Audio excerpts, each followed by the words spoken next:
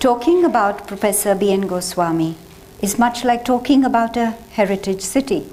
Everyone knows about it, yet there is so much more to discover each time.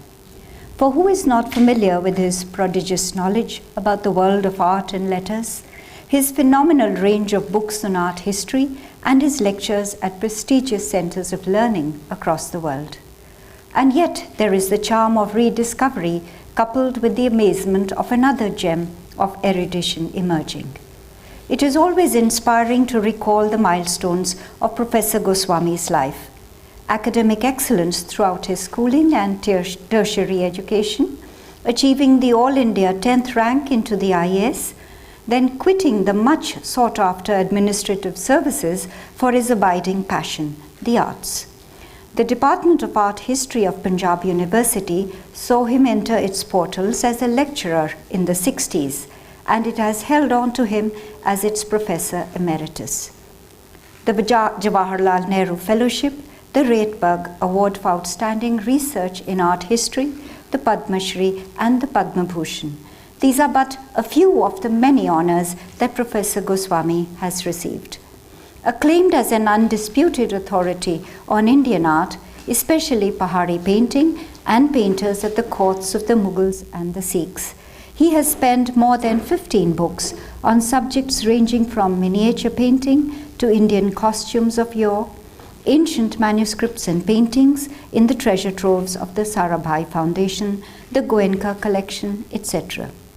Professor Goswamy has held visiting professorships and guest lectureships in universities and museums in major cities of the US, Canada, Switzerland, France, Australia, New Zealand, England, Germany, Holland, etc., as well as practically at all the major centers of art and learning in India, especially the Indian Institute of Advanced Studies, Simla, JNU Delhi, the National Centre of Performing Arts, Max Muller Bhavan, Prince of Wales Museum in Mumbai, and closer home at the Panjab University, Patiala. Needless to say, he is on the governing bodies of many, many academies and museums of art and culture across the country. He has been a guest curator of major exhibitions of Indian art the world over. Most recently of the path-breaking exhibition Masters of Indian Painting at the Museum Rietberg, Zürich, and at the Metropolitan Museum, New York. Neither age nor custom can wither Professor Goswamy's continued zeal for knowledge and the ability to impart it through his polished writings. His latest work, The Spirit of Indian Painting, which he shall acquaint us with in his presentation today, takes us on an exploratory journey to the wonderland of Indian art in all its manifestations. Through his eloquent narrative, we learn to see this layered world of the artists of India, their worldviews and value systems, their painstaking techniques, and unique depictions of time and space. Ladies and gentlemen, let nothing, especially not the ringtones of your mobiles, come between you and the artist of this evening. Before we begin, may I request the chairman of the Chandigarh Lalit Kala Akademi, Mr. Devan Manna, to give his special introduction to the artist. Thank you. There is a lot that can be said, but I'm not the person who's qualified to, say much about Dr. Goswamy. I'll only say one thing, that a friend of mine, a very well-known poet of Chandigarh, Kumar Vekal, he had written a poem, जिन घरों में खिड़कियां नहीं होती, जिन घरों में खिड़कियां नहीं होती, उन घरों में रहने वाले बच्चों का सूरज के साथ रिश्ता किस तरह का होता है। मैं यही कहूँगा कि जिन घरों में किताबें या कला की किताबें नहीं होती, उन घरों में रहने वाले लोगों का डॉक्टर गोस्वामी से रिश्ता किस तरह का होता होगा। माँ सरस्वती जिन घरों में नहीं है, उन घरों को जैसे बगैर खिड़कियों की घरों में लोगों को चांद से, सूर्य से वंचित रहना पड़ता है, उसी तरह से लोगों को प्रोफेसर गोस्वामी की जो ख़ास देन है हमारे मुल्क को, हमारे चंडीगढ़ को ख़ास तौर पर पूरी दुनिया को, उससे वंचित अक्सर रहना ही पड़ता है। I'll say, for the benefit of those who do not understand Hindi, I'm sorry, because that is the best I could express. Almost exactly 3 years ago, on the 4th of February 2011, we had the good fortune of Professor Goswamy delivering his previous lecture for the Chandigarh Lalit Kala Akademi here. And this is almost 3 years. It's far too longer time for Professor Goswamy to be between us, because he has so much to share. So much to share that even if you have a get together with him every day, he would not be bereft of ideas. He has so much to share. What we see, what we hear him saying and sharing about art, or Pahari art especially, is only a minuscule of his knowledge bhandar, I would say. You talk to him on any subject in the world, he'll have something to share with you, which is the best of the knowledge which is available in the world, which is there in his head.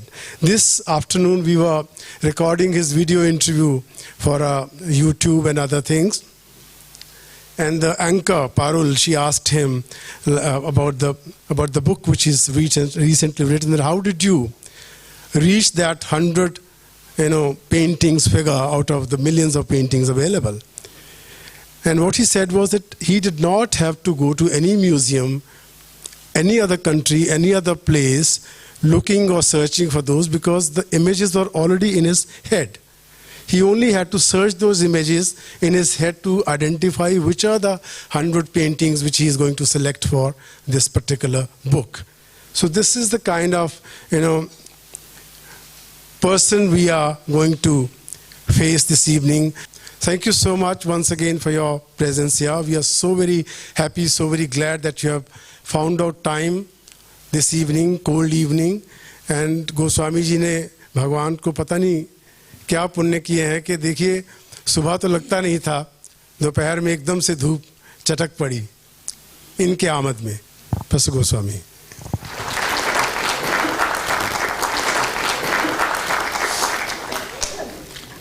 May I say at the outset how sensible I am of the honor you do me by asking me to be here and to speak to such a distinguished gathering. I'm not here to plug this book that I happen to have written. That has been done other places, in other climes. I'm here only to share my pleasure of looking at a few images and share them with this audience, which is my home audience, so to speak.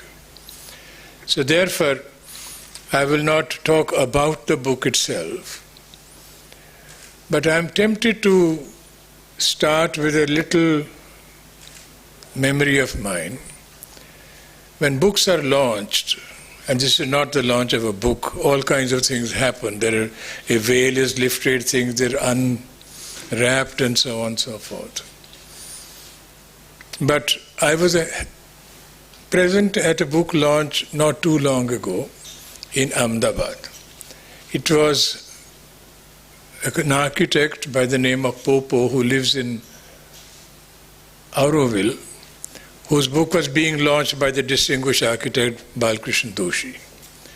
So the formal launching took place, the thing was opened and books were shown, photographs were taken, and the distinguished person, Dr. Doshi, left.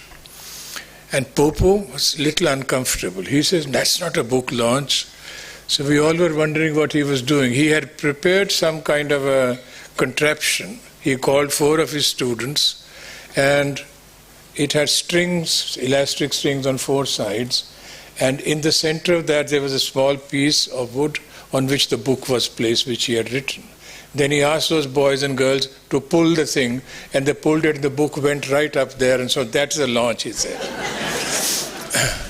Anyhow, this book is too heavy, even for that kind of thing.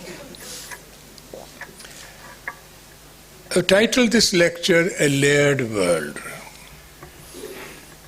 I happened to be present at a showing of 4 films on Kabir not too long ago, which Shabnam Virmani had made. And in that, in a village, somebody was being interviewed for something or the other. And he said कि इसका ये मतलब नहीं है, इसका मतलब और भी है. आप कैसे जानते हैं? कहते मैं आपको बताता हूँ. And he recited or produced for her a tiny little doggerel, you might say. He says कि गधे की लात लात में लात, केले के पात पात में पात, शत्रु की घात घात में घात, और कवि की बात बात में बात. Now the last one is very attractive. Kavi ki baat baat mein baat. Kavi is a seer. Kavi is not only a poet. The word kavi by itself, in of itself, means a seer, one who is able to go beyond your range and mine. The painter is a little like this. He goes beyond what you and I can see, beyond what you and I can think. And my endeavor here, and has been for a number of years, to try and see what I can discover in the work of these persons. Lived a long time ago, left virtually no traces of themselves, no histories were written about them, no biographies were ever composed. So in this sea of anonymity that we have, in this world which is filled with silence, so to speak, in which we have to bend our ears very sharply to be able to hear the whispers that come from the past and so on. One has to try and see what did that particular person mean, what he was setting out to do. Are we able to come anywhere close to that particular person? It's not easy. It certainly is not easy, and one could go wrong. But even in going wrong, if we discover something which means something to you and to me and so on, we have achieved something or the other. So there's a pleasure in uncovering what might be in the layer just below the one which is right at the top. As I said, one can go wrong, but who knows? Who really knows? Because these works were done 250, 200, 250 years ago, some of them 500 years ago and so on. So there's no way you can be proven wrong. But there's a delight in that. You can't be proven wrong. But it's important that we make the effort. Really, the effort is of the essence. What does Mirza Ghalib say? Mirza said, "Bakshe hai जलवाए गुल ज़ौक़े तमाशा गालिब, बख्शे है जलवाए गुल ज़ौक़े तमाशा गालिब, चश्म को चाहिए हर रंग में वाह हो जाना." A flower yields its beauty to one who has the desire to look at it. Tamasha gul, jalwa gul, ज़ौक़े tamasha, the desire to learn, this burning wish to discover something in a work of art is something which it is all about. That's why he said, कि चश्म को चाहिए हर रंग में वाह हो जाना. The eyes must be kept open on all occasions, in all circumstances. Because who knows what you and I are going to miss if we even close it for a brief second. So, continuing with good Mirza Ghalib, सद सद जलवा रूबरू है जो मिशगां उठाइए, सद जलवा रूबरू है जो मिशगां उठाइए, लाजिम है बस ये कि दीदार के सामान लाइए. There are countless sights in front of you, everywhere. But it is important, and all that you need is to lift your pupils a little, move your eyes, and something will be revealed. This is exactly what I have been trying to do in my life, and I like to share the pleasure of uncovering the delights that are there in these works. The good questions could be asked, have been asked, why did I pick these 101 paintings? Is there a magical number, a Hindu traditional number, 101 and so on? Nothing of the kind. I had only 100 paintings in mind, and the last moment, a 101st painting just came to my notice and I could not resist it. So there's 101 paintings in this particular book. Anyway, How did I select them? Why did I pick them up is not a question at this moment. I'm not even going to begin by showing you a painting, 2 paintings, or 3 or 4 or 5 at the very beginning, which are in this book of mine. I start at a slant. I enter slowly on tiptoes the world that I have been familiar with in the last 2 years writing this work. We have to recognize the fact that we may be inadequate to the task of getting everything that is there in these works. I have spent a number of years of my life looking at these paintings, and I do not claim that I know everything about all these works. In fact, I start with a painting which still puzzles me. It's easy enough to see that it is a chamber, perhaps part of a royal household because of the architecture at the top.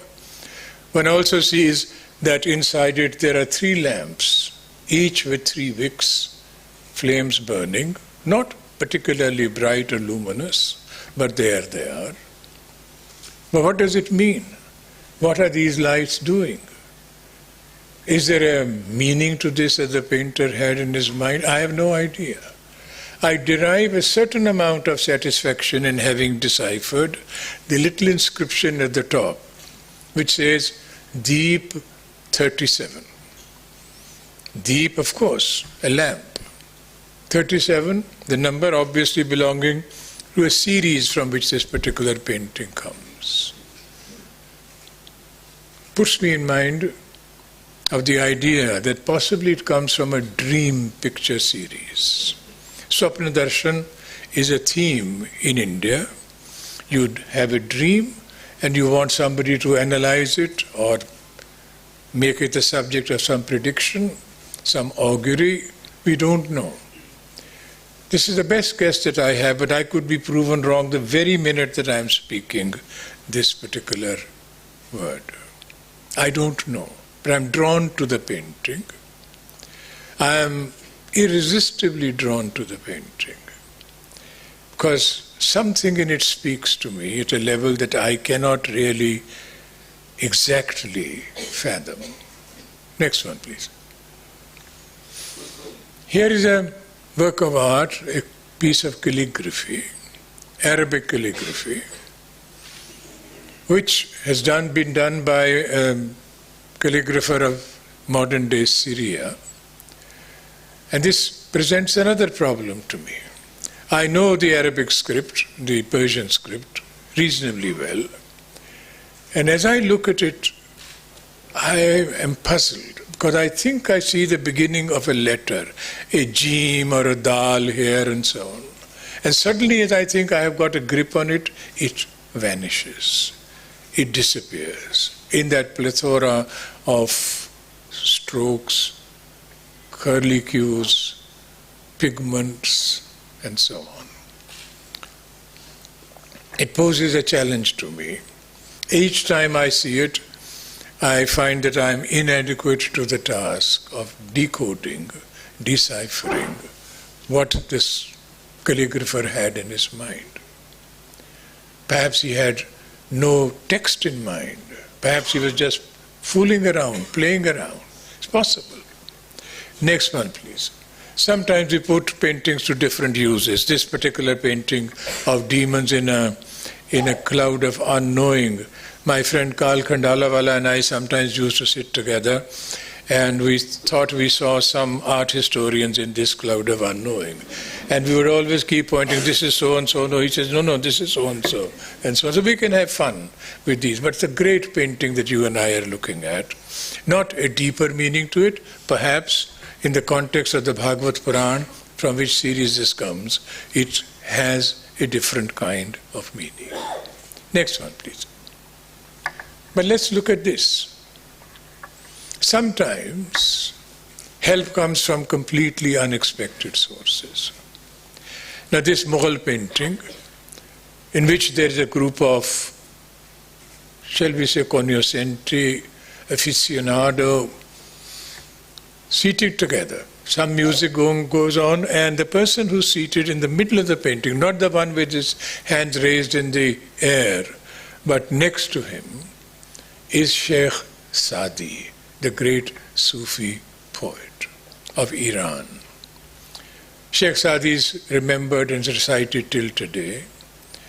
And that I could read. There's an inscription just below his knee on the leaf, Sheikh Sadi. But what is the man next to him doing? Next one, please. This man, who just seems to have lost all sense of time and place, and some ecstasy is moving inside of him. But why? What is the occasion? There are these musicians, there are these singers, people are paying no attention, people who are completely absorbed. So it's a whole range of people who are seated here.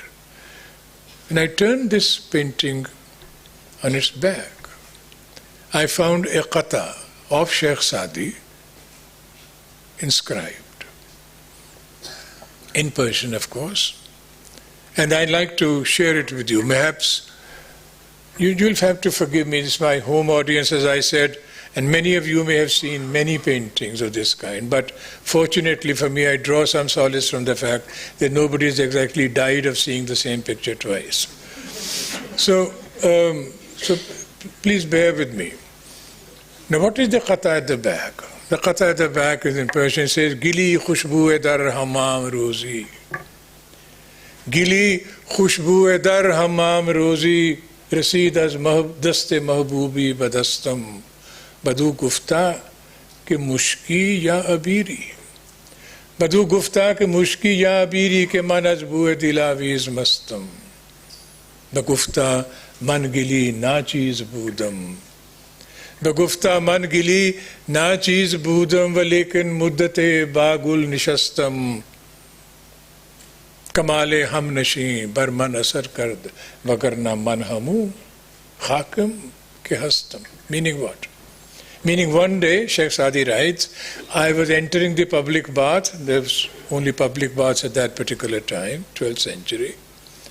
And my beloved handed me a cake of clay, a piece of clay. There were no soaps at that time. Fine clay was turned into cakes to cleanse yourself with. So she handed me, or was it a he, handed me a piece of clay, and I put it to my nose and I smelt it, and it smelled so fragrant that I lost my senses. And I spoke to the piece of clay. I said, what are you? Are you amber? Are you musk? I questioned the piece of clay. And the cake, or the kindness of its heart, spoke back to me and said, I am just a humble piece of clay. But I remember that I come from the same soil in which some roses used to grow. And it is the company that I kept which has made me what I am. Otherwise, what am I?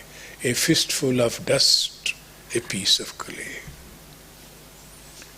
Now this man, obviously, so moved by this great tribute to company, and the indirectness of the statement and so on, and the delicacy of sentiment in it, that he loses his awareness and ecstatically throws up his arms into the air. I would not have known what was happening here had it not been for the support or the help that I got from what was inscribed at the back. Next one, please. Painters do all kinds of things, and well-known texts like the Satyasai of Bihari, the great poet. This is a folio from that series. Look at it with some care. Krishna playing upon his flute, that we can see. Young women, gopis, his beloveds, all around him, admiringly, ecstatically listening to him. But what is inscribed at the top? Adhar dharat hari ke parat ot deet pat jot. Adhar dharat hari ke parat ot deet pat jot harit baans ki bansuri indra dhanush si hot. that the moment he puts a flute to his lips, other colors keep rushing in. The ruby red of his lips, the black of his eyes, the yellow of his pitavastra, the yellow garment that he wears. And then suddenly this small piece of bamboo which is green in color, and these colors all mix and it all turns into a rainbow. Beautiful thought. But just look at how the painter comes to it. Next one, please. Of course, Krishna. Of course, dark complexion, playing upon his flute. The two Sakhis at the right, and please keep registering on your minds the kind of pigments that the painter has used. Those two, next one please, are standing here and registering on your mind the darkness of the clouds up there, the lightning darting through them, the yellow of the leaves of the crown of the tree towards the extreme right. And these two are standing, wonderstruck by the beauty of the whole thing. Next one, please. And there is, however, a group at the left, 5 of them, and one of them, instead of listening to Krishna and his flute, she points in that direction. What direction? Next one. That. A rainbow. But it is not a rainbow up in the sky. It's a rainbow down on the ground. Surely. The painter knew the rainbows do not appear on the ground, but they're up in the sky. Why does he bring in there? And why does he narrow it down? It's like the mouth of a cave. And it is the cave of experience that he's hinting at. In the tradition of Nathadwara, where the great image of Sri Krishna is, they speak of something called the Giri Kandara. Giri Kandara means a cave inside, at the mouth of a rock. And you enter that, you are not sure what you're going to see or encounter or experience. But it is the cave of experience they speak of there. And the painter has picked it up somewhere from there and brought the rainbow gently down to the ground. Next one, please. Share with you another experience of mine. How painters conceive of these things. In the tradition of Pichwai painting, incidentally, I'm nowhere near any of the paintings in the book yet. We slowly are moving towards that. In the tradition of Pichwai painting, Pichwais, as you know, are huge sort of textiles, figurative, painted, and they generally are used, not generally, but almost always are associated with the great shrine at Nathadwara, where they hang behind or at the sides of the image of Krishna. There is a series, or there is a group called Varsha Ritu. They change according to the seasons. And in the Varsha Ritu Pichwais of the rainy season, Krishna himself does not appear. There are his beloveds who come from different directions, paying homage to him, looking for him, bringing gifts and so on. So there we are. This is what a typical Varsha Ritu Pichwai looks. Wonderful, resplendent foliage, golden. Cows at the bottom, as they cannot resist the thought of being next to Krishna. In the center of that, there is a tree with a slim trunk.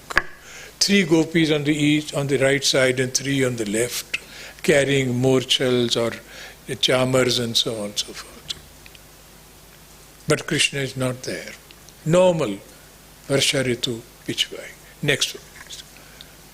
Similarly, also another Pichwai, 3 ladies on this side and 3 on the other, in the center a tree.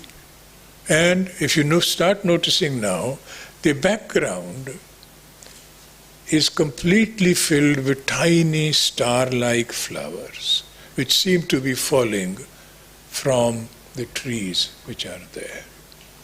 Decorative, obviously, but completely filling the background. Next one, please. As here. They're not stars, but they're little jasmine flowers or something like that falling. Next one, please. Another Pichwai of the Varsha Ritu, exactly the same. The skill changes, the times change, the objects that they carry in their hands sort of change, and the gopis, but they're all there in this fashion. The trees have become smaller. However, the falling flowers are exactly in the same fashion, filling the background. Next. But this Pichwai, also of the Varsha Ritu, I had seen several times in the same museum in Ahmedabad. But one day I took a group of friends, to show them the Pichwais. I stood in front of it and I suddenly thought I saw something different. The background was not filled with flowers, but flowers fell only from one particular tree. And it may have been a moment of great good luck for me. When I started concentrating on the design of the flowers falling around that tree, I could see that if you joined the ends of those flowers, it'll be the figure of Krishna. Next one, please. You can lose yourself in these wonderful trees and peacocks. Next one, please. Or you can be one of the cows and stand looking up where Krishna might appear. Next one, please. But this is where you and I have to concentrate. Krishna is there. His legs lightly crossed, you can see that in the bottom. One foot slightly raised from the ground, the heel up in the air. Around at the very top, you can see one elbow jutting out. Next one, please. Like this. So it's like a children's book in which you join the dots, you get a figure. And so here we are, nearly 150 years ago, some painter departing from the usual convention of filling the background completely with flowers, suddenly thinking of something different and doing it so elegantly. It's a moment of revelation, something which makes the hair on your body happy, so to speak, Roma Harsha, as we call it. You see it. Did that painter know that you and I will be looking at this on the 14th of January 2015 in the city of Chandigarh? Or people in Ahmedabad would be noticing it? Or in Nathadwara? Perhaps not. But perhaps he's creating it for what is called Swanta Sukhaya, for his own delight. But something is there which, in a sense, eludes us, is there now, gone the next moment. Next one, please. One has to have extremely sharp eyes to see things which the painter sometimes hides in a work. This is a work by the celebrated painter Nain Sukh of the 18th century. And this painting is in the Boston Museum of Fine Arts. It's a very small painting, it's small, it's nearly half the size of an A4 sheet, or 2/3 of that. What does it show? Wild elephants being captured with the help of tamed elephants. There's no story to it. But it's a wonderful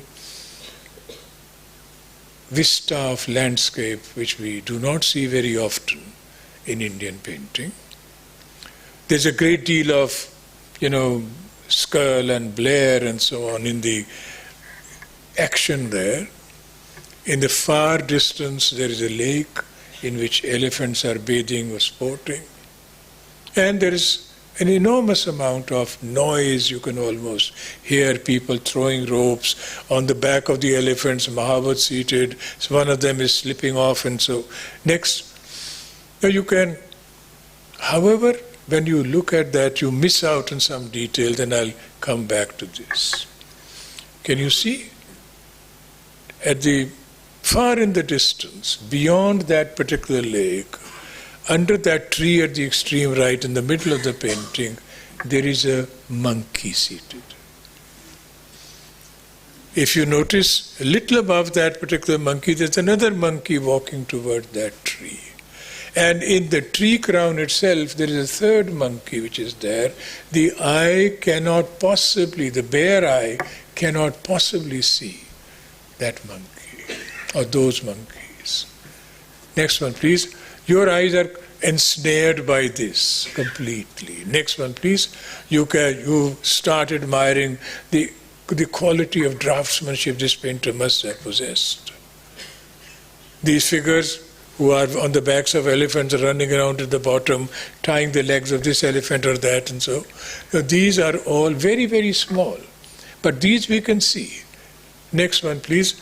And that is where, that monkey towards the extreme right, the monkey above that, and here on this piece of rock towards the left, just above the last elephant, there are two deer seated conversing with each other.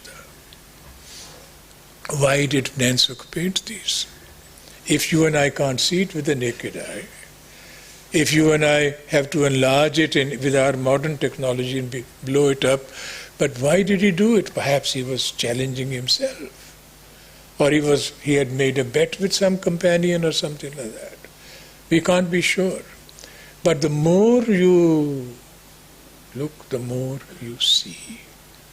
And one has to keep oneself at the edge of sharpened curiosity to discover things. And that is where delight resides. As if in music somebody suddenly uses a tan or applies a swara, which you did not expect to be there. Next one, please.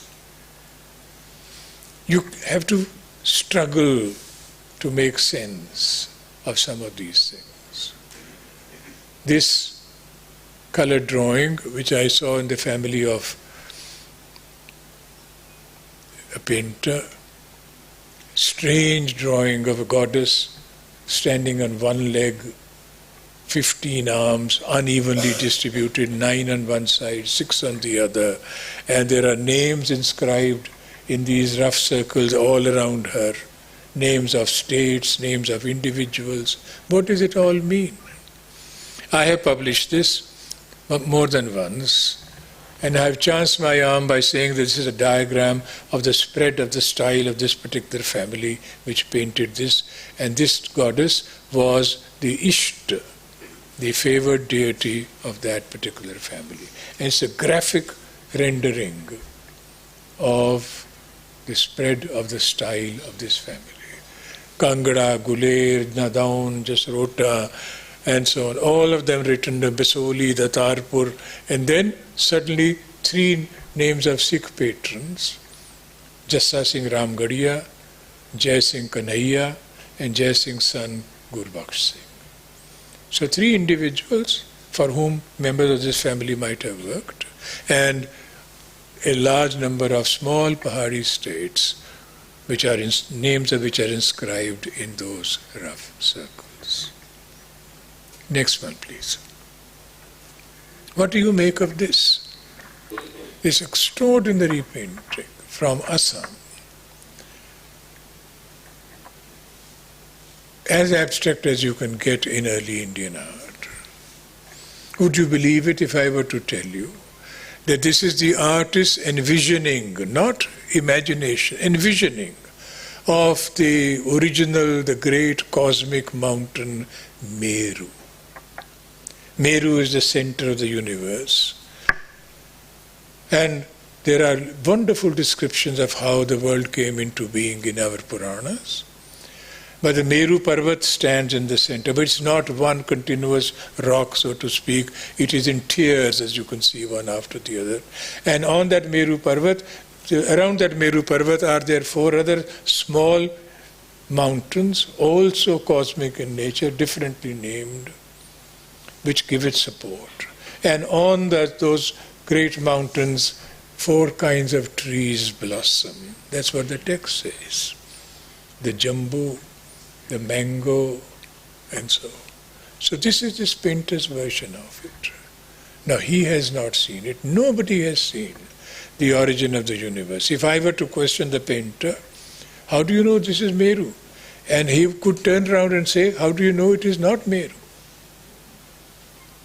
And he would be right. His imagination takes him in this direction. Completely abstract forms, shapes, seductive as a work of art. Next one, please. This painting by the painter Manaku from a Bhagavad Puran series is of what is called the Hiranyagarbha, the golden germ or the golden egg.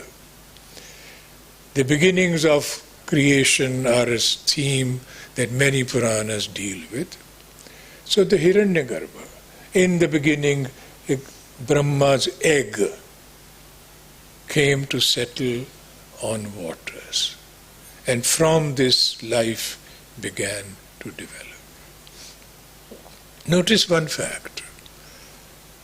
How does he render water? The water is not in terms of waves.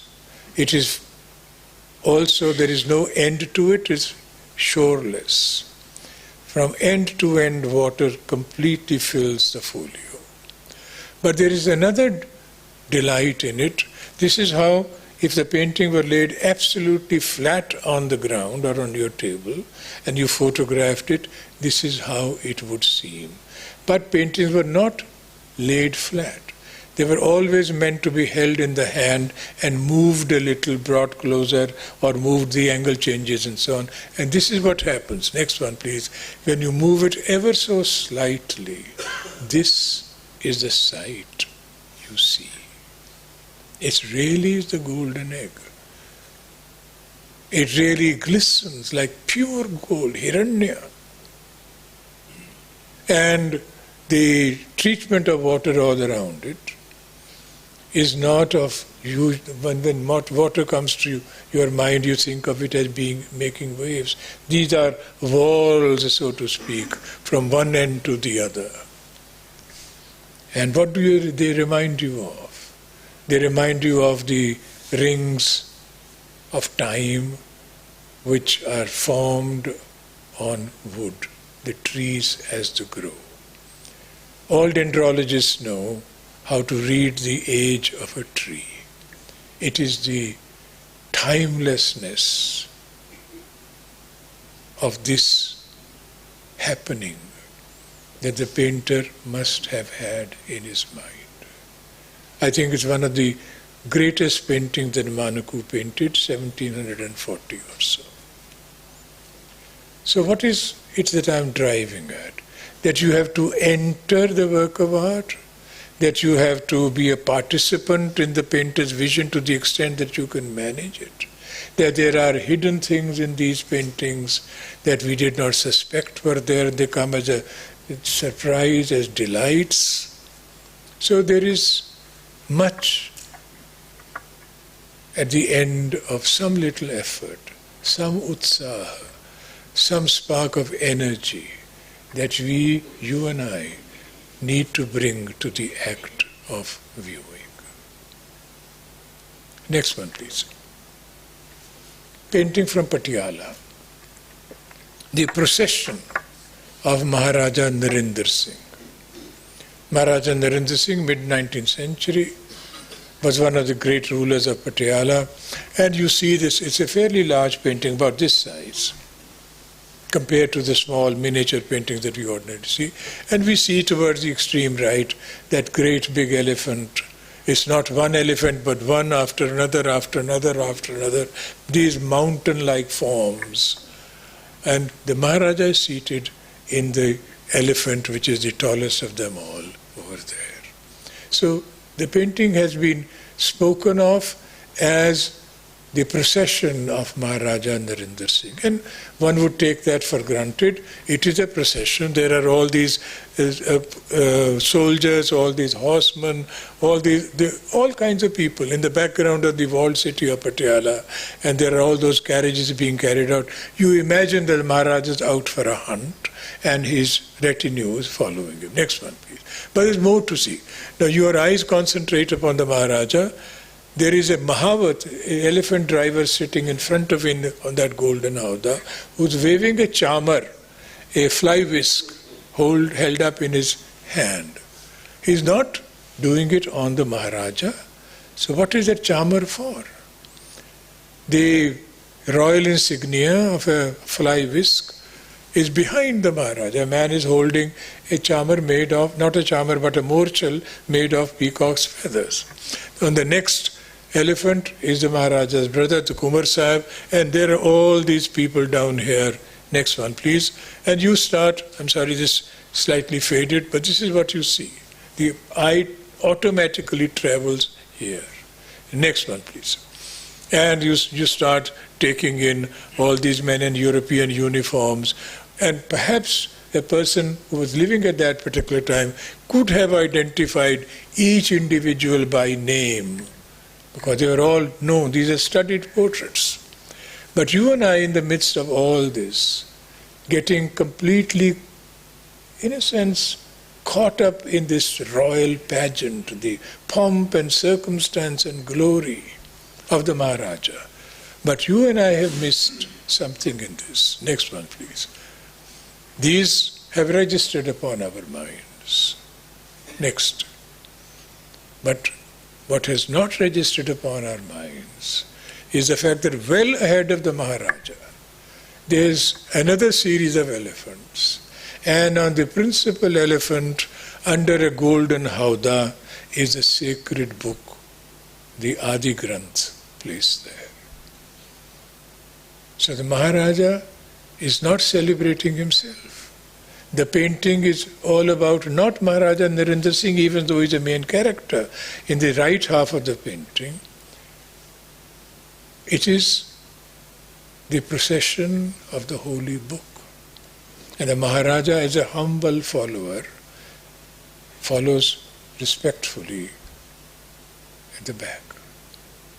If we have not picked up this detail, we are completely misreading the painting or the purport of the painter or of the patron in having this painting done.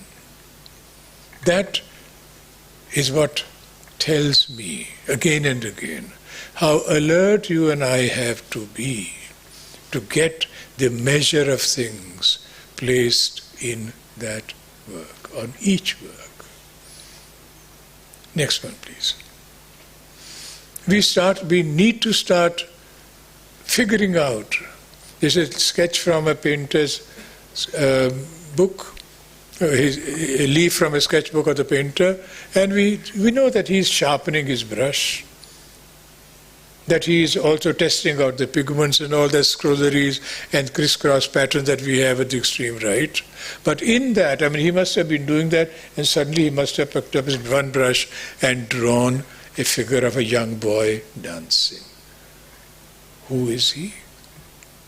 I have no idea. The young boy dancing immediately, to those of us familiar with text, suggests maybe Krishna. But how do we know? There is no iconographic detail, there is no pitavastra, there is no more mukuta, there is no flute. So how can he be Krishna? We draw ourselves back, next one please, and we see this, the full page now. And what do we see? Again the same thing, that little figure is not unaccompanied. Behind him there's a group of women, musicians, making music, dancing, or poised to dance. So could be a holy festival, could indeed be Krishna as a boy. Who knows? So we have to be patient, we have to explore these things quietly and gently, and with some degree of persistence. Next one please. Sometimes poetry comes to our help, and we can make sense of. If you publish a painting like this and saying this is a lady running indoors, you are not adding to anybody's information or understanding. Of course it's a lady, and of course going indoors, she's not coming out of that particular house, running. But the moment you relate it to a verse of Bihari, Durva hoin ali uthe dhuvan dharani chahun kod, jarat avat jagat ko, pavas prathama payod.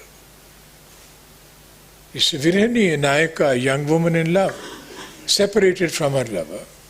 And in that state of viraha, of separation, she suddenly sees clouds in the sky, and this is a season of longing, stirring inside your frame for separated lovers. And the poet says, she says to herself, to a friend, she says, that is not the cloud of monsoon in the sky that you see. It is a cloud of smoke rising from the fire of separation, which has consumed the rest of the world, is advancing towards me, and I must escape. If you look at it closely, it's a very elegant painting, very underpopulated, you might say, from Indian standards, just by herself. But if you notice the way she's holding her dupatta, her veil, in which wind has been caught, barely being able to hold it because a strong gust is blowing. What is it? Is fluttering of a veil or the fluttering of her heart? Next one, please. Seems to be a completely confused group of people. There are 5 vignettes at the very top, 4 in the middle, 3 at the bottom. It's a composition of the great blind poet of Mathura, Surdas. Surdas sings at one point. He says, Radha, Krishna's beloved, says to Krishna, let's exchange roles. You become Radha and I will become Krishna. How Radha tau Sam. And the painter takes us slowly through this, a kind of game of love being played. Next one, please. At the top left, Krishna is Krishna, dark complexioned. Radha stands next to him. And then she persuades him, let's exchange roles. You do the thing that I do, and I do the thing that you used to do. So in the next episode or vignette, we see them, Krishna has become a woman, and Radha, who has put on his more mukut, his crown of peacock feathers, and is combing her or his hair. And in the next one, again. Next one, please. Here again, now she has become Krishna and is begging forgiveness for having kept her waiting, deceived her, jilted her, or whatever it is. And she's a Manini Nayaka. Next one, please. Or they go out for a walk, or they make love over there. So these are all the various positions that they take, roles that they keep on playing. Next one, please. And then towards the very end, as we descend from the top layer to the bottom, she has now completely assumed the role of Krishna, and he is Radha, and Surdas, the blind poet, celebrates it. Next one, please. The detail is the size of half a postage stamp. Nayaka lying like this on a moonlit terrace, looking up at the sky. The poetry once again comes to our assistance. Yaad aave jab piyu ki birah uthe tan jaag, jun chune ki kankari jab chirko tab aag. Whenever I think of him in my state of separation, I begin to feel uncomfortable, excited. It's as if I am a lump of lime, and the moment you let even a drop of water fall on it, it sizzles from an inner fire. So you and I have to negotiate our way through these ways of thinking, this way of doing, this way of conceiving situations. Next one, please. A painting which I have shown here more than once of a Sufi saint. A Sufi saint by the name of Shah Sharaf Buali Qalandar, who's lying buried in Panipat. 12th century saint. Now, like Sufis, the word Sufi comes from Suf, woolen clothing, coarse woolen clothing, which you wear in the heat of the desert in order to discipline your body. And he is like a saint. Very often saints are shown seated under trees, holy men. And he is seated in a Vajrasana, kind of what is called dozanu, legs tucked under him, and by the edge of a body of water. But he has turned his head very slightly towards the right, in one direction. What is he doing? What is the posture or stance that the painter has picked up? Is he doing namaz, prayer? I doubt it. In prayer you do move your head in namaz to the right and to the left, but I don't know. There's a kind of a puzzlement on his face. His brows are knitted. There are fine lines on his forehead. My guess is, and I could be as wrong or as right as you might imagine or accuse me of, I think the painter has picked up a moment when this saint is hearing a sound that comes from nowhere, that anhad, that unstruck sound, and he's cocking his ear towards the right to see what sound, what cosmic thing, in the form of the slightest whisper, am I hearing?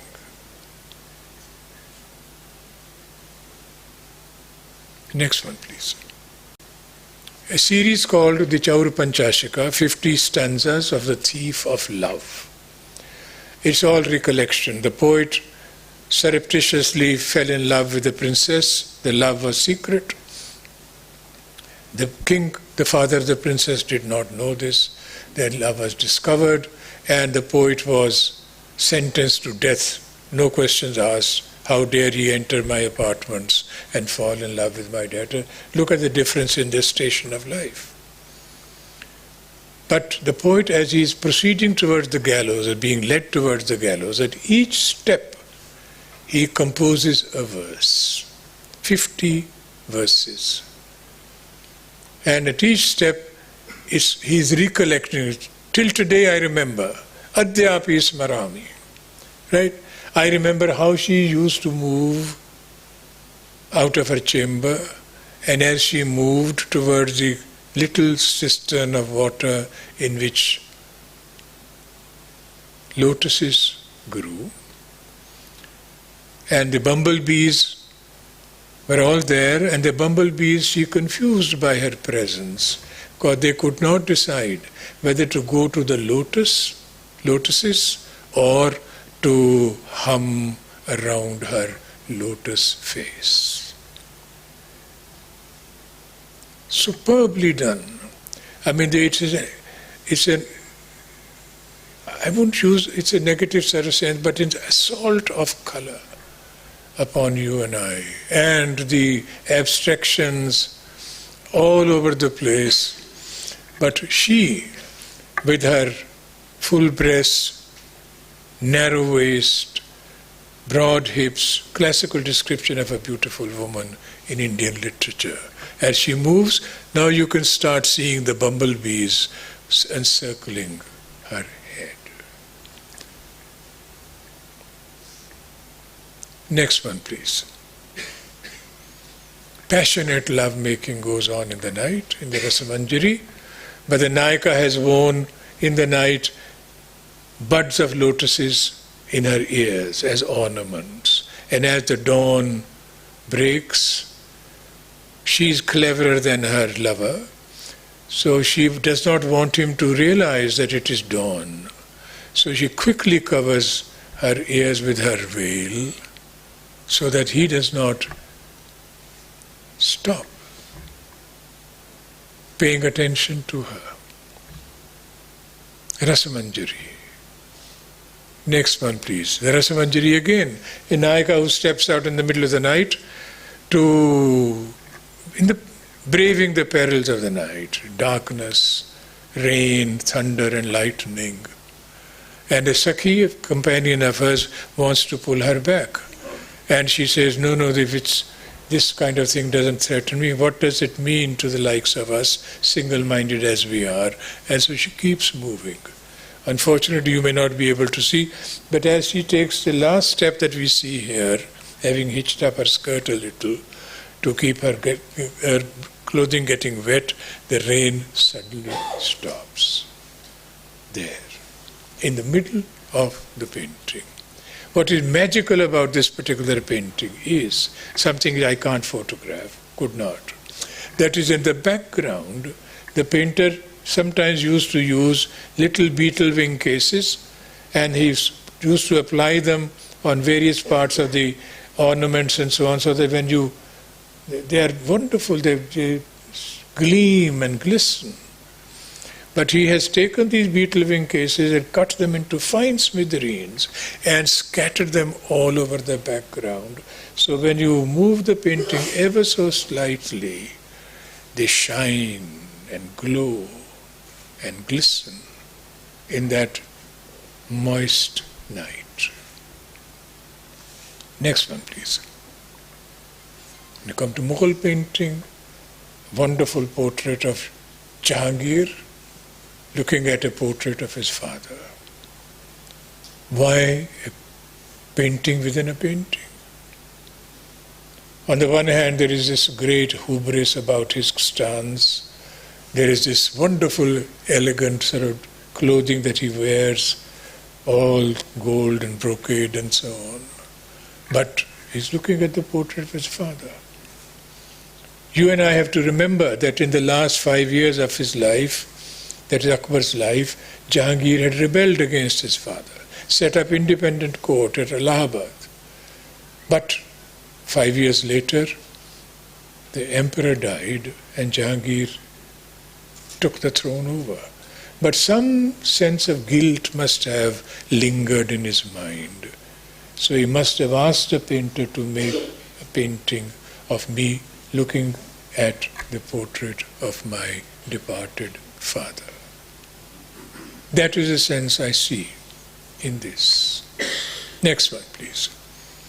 Or here, once again, the great emperor seated on this hourglass throne of obviously European fabrication and so on. And there are all kinds of people standing in front of him. There is the King of England, James I. There is the Sultan of Turkey. There is the painter who's painted the picture, Bichitra by name. There are all these putti and cherubs and so on. But what does it mean? There is a nimbus behind the emperor's head, which combines moon and sun. And what is inscribed at the top, at the bottom?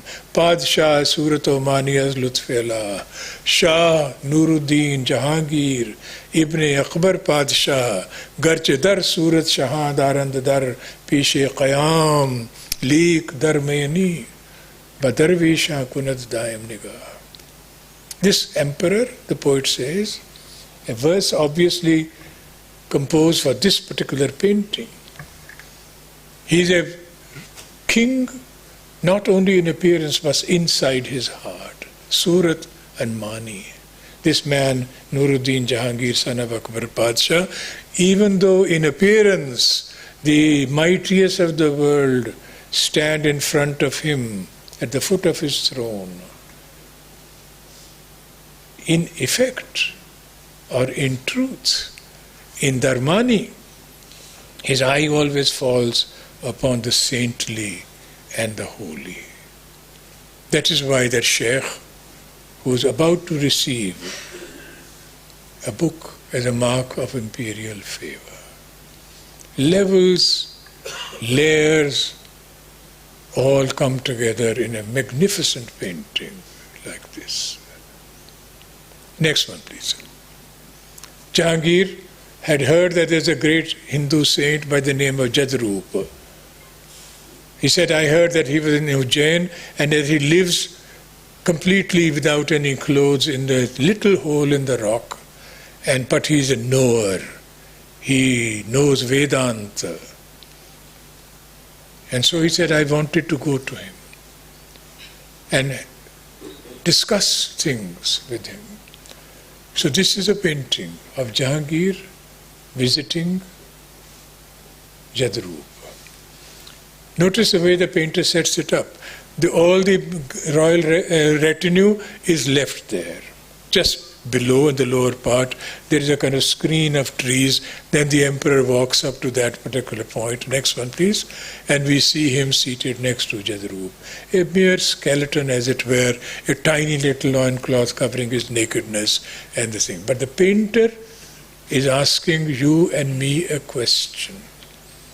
There is a Shah and there is a Gada. Gada means a beggar or a fakir. And he's asking us a question. Who is the Shah? And who is the Gada here? The king, really speaking, is the fakir in this painting. Next one, please. This man.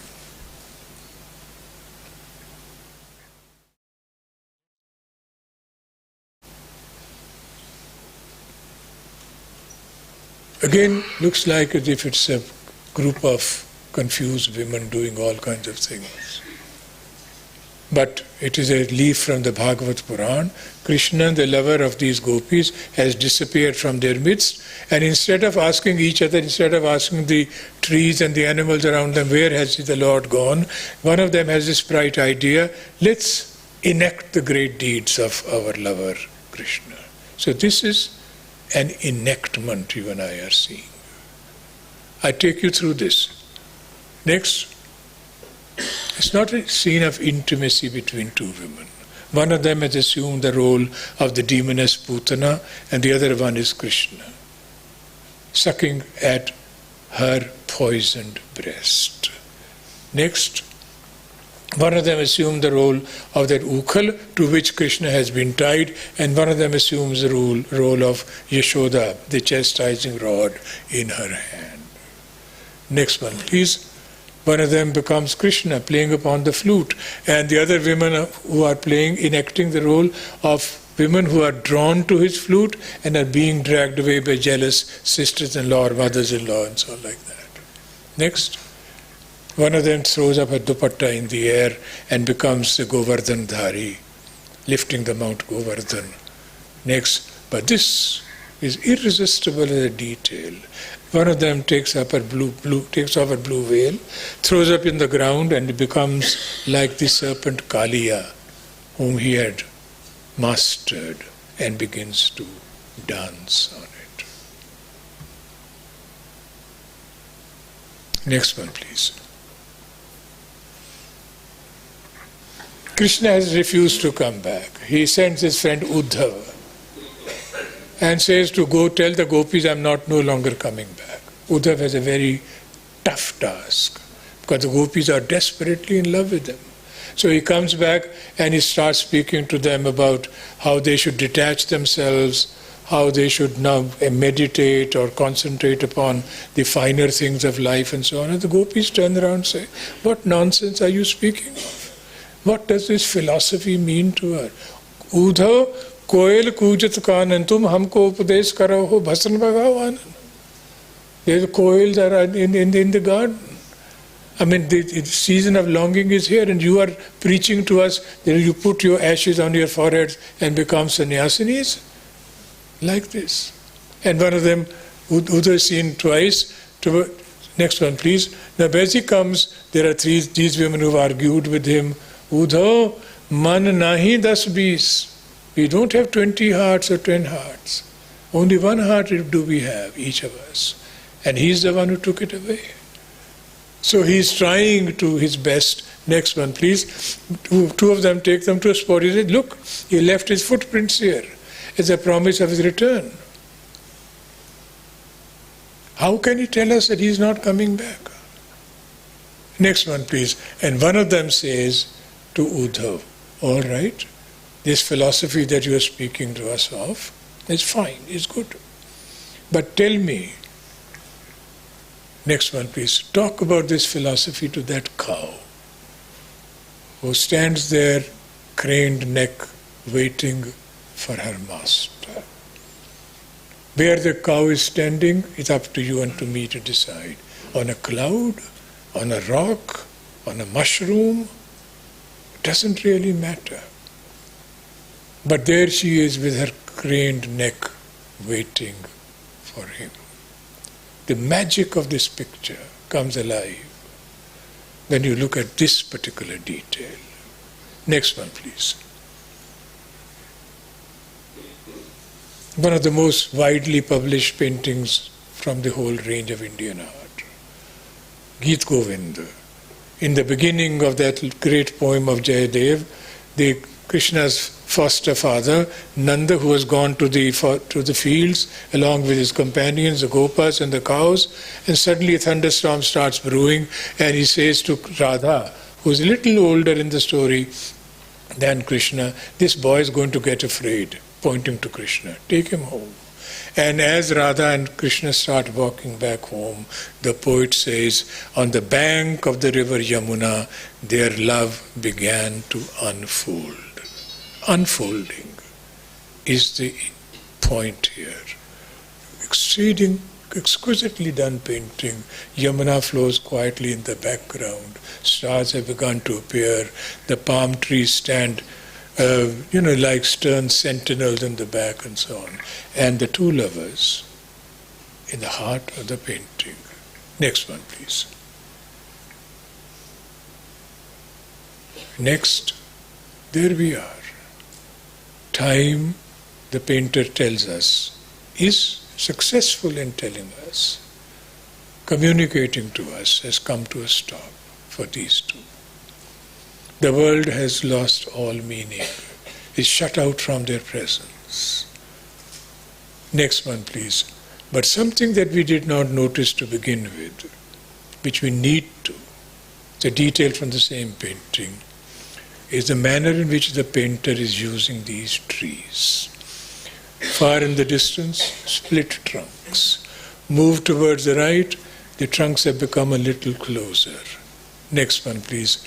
But where they stand, directly behind Radha and Krishna, are two trees embracing each other.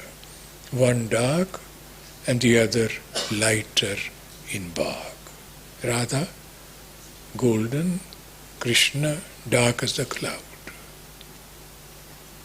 And what is she doing? She stands as if she's about to break into a dance any moment. Next one, please. This painting was done by a painter who was 85 years of age. And he says that I've done this in imitation of the great painter of the past, Behzad, but my eyes have grown dim. My hand is no longer firm. He does this at 85 years of age, this fighting camels. And the inscription at the top says, but I'm all the same painting it as a point of instruction to my learned son, Muhammad Sharif. Next one, please. Some deeply moving portraits like this one of the Emperor Akbar. Head slightly downward inclined, eyes, gaze turned inwards, a thoughtful face, man in repose.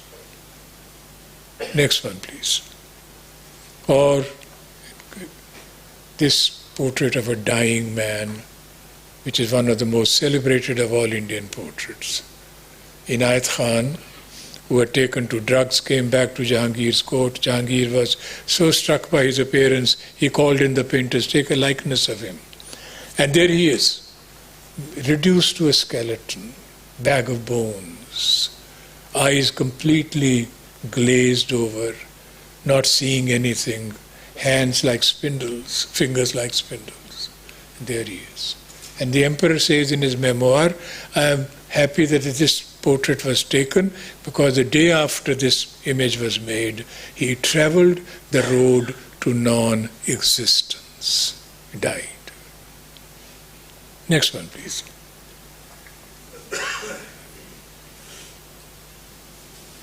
a pilgrim, a mendicant, who knows? But quite extraordinary in terms of the feeling it creates. Let's look at him in greater detail. Next one, please. Infirm legs, spindly. He can't stand without the support of a staff. Nearly torn clothes. Next one, please. Little light in the eyes. Shoulder bent. Next one, please. And this. Can we go back 3 slides, please? Now look at this. The rest of the painting is all gloom. A kind of a dark, deep, greenish black. With the exception of this tiny little flower in the bottom right hand. I tell you of myself and my weakness. Every time I see this particular painting, I'm reminded of a great poem of our own times by Ali Sardar Jafri, of which I'll just recite for you a very short snippet. Mera Safar, the poet wrote. First an image of death and then an image of rebirth. फिर एक दिन ऐसा आएगा आँखों के दिए बुझ जाएंगे, हाथों के कमल कुमलाएंगे और बरगे जुबां से नुत्ख़ो सदा की हर तितली उड़ जाएगी. A day will come when the lotuses of my hands will begin to wilt, when the lamps of my eyes will begin to grow dim, and from the branch that my tongue is, all butterflies of speech and articulation will fly away one by one by one. एक काले समंदर की तह में फूलों की तरह से हंसती हुई, कलियों की तरह से खिलती हुई सारी शक्लें खो जाएंगी. दिल की धड़कन, खून की गर्दिश, सब रागिनियां सो जाएंगी. तब कोई नहीं ये पूछेगा सरदार कहाँ है महफिल में. In the dark ocean, the eddying ocean, all faces that I love, all sights that I am fond of will disappear one by one. All the melodies that I can hear, and the melodies are the beating of my heart, the coursing of blood in my veins, will all fall silent. And then nobody is going to turn around and ask, where did this man, Sardar, go? But then he says, लेकिन मैं यहाँ फिर आऊँगा. But I'll be back here again. लेकिन मैं यहाँ फिर आऊँगा, बच्चों के दहन से बोलूँगा, चिड़ियों की जुबान में गाऊँगा, और जब बीज उगेंगे धरती में, मैं पत्ती पत्ती कली कली फिर अपनी आँखें खोलूँगा और सरसब्ज हथेली पर लेकर शबनम के खतरे तोलूँगा. I'll come back here again. And I'll speak through the lisping tongue of the newborn, through the twittering of the birds in the garden.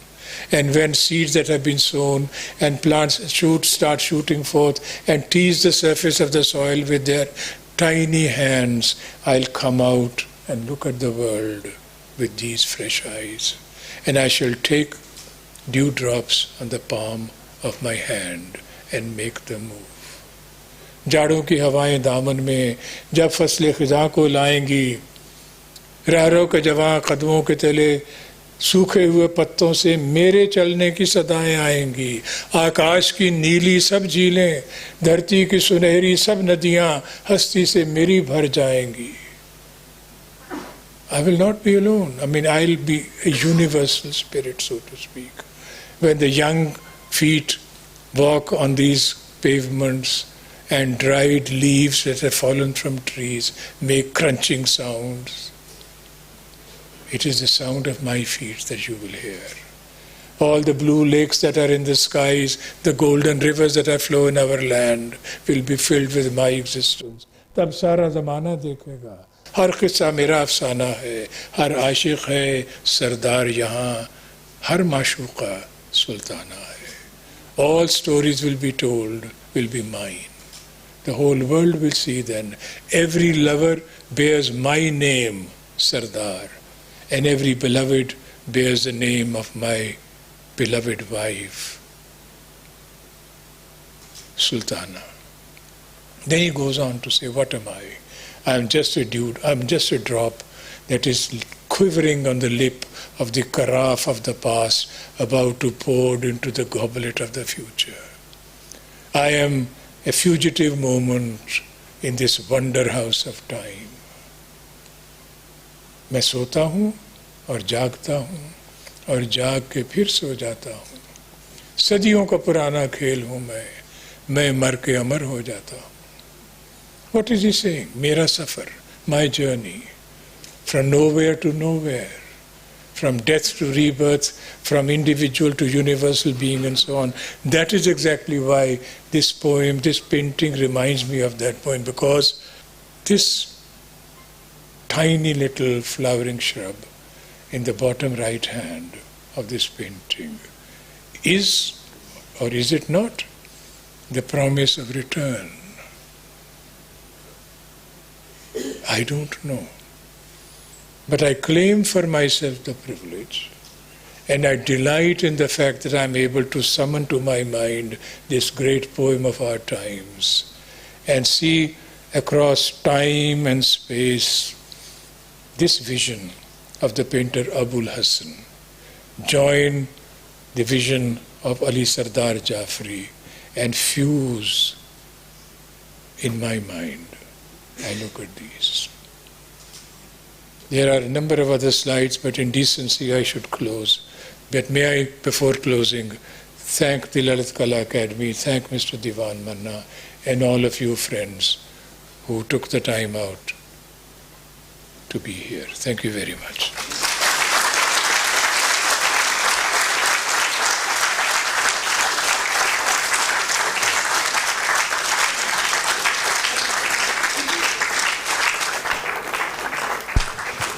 Thank you, Professor Goswamy.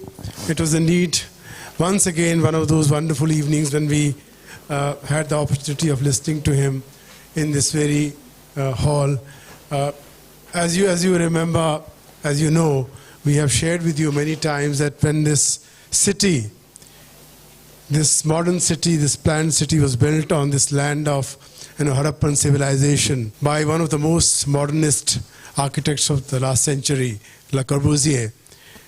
In 1962, this museum building, which was not to come up because of the Indochina War, Dr. Randhawa had to fight with the powers that be, with Mr. Cairo and all, that this museum must be built. He wrote about probably between 500 to 1,000 letters that if you do not build this museum, the city of the concrete will be soulless. इसमें रूह नहीं रहेगी.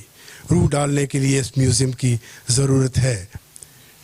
And then, this modern city has another, one of the, I would say, most, new media artists called Nekchand, another contrast to this planned city. And now we have with us Dr. Goswamy, a living museum, making this city what it is. Because without him, without Nekchand, without Randhawa, without Corbusier, the city would not be what it is. हमें याद आती है, हम कहते हैं कि like Nansuk is known from Jasrota, so and so is known from so and so place. Chandigarh would always be known by people like Professor Goswamy, Corbusier, Dr. Randhawa, Nekchand. We are so proud of you, Dr. Saab. And while saying so, I am fully aware of the fact that it is not only my feeling, because I keep interacting with most of the people who are here in this audience. And I keep, probably you do not go on Facebook because we put up all this publicity on the Facebook. Some of the most significant signatures of modern Indian art, contemporary Indian art, they like it, they say, my most favorite. Small sentences. I wish I was there to listen to Dr. Goswamy there in Chandigarh. People like Krishan Khanna, they call me. Ashok Vajpayee, they call me. Youngers like Mithu Sen, Jagannath Panda. Many of these, I get calls from them when they received an invitation.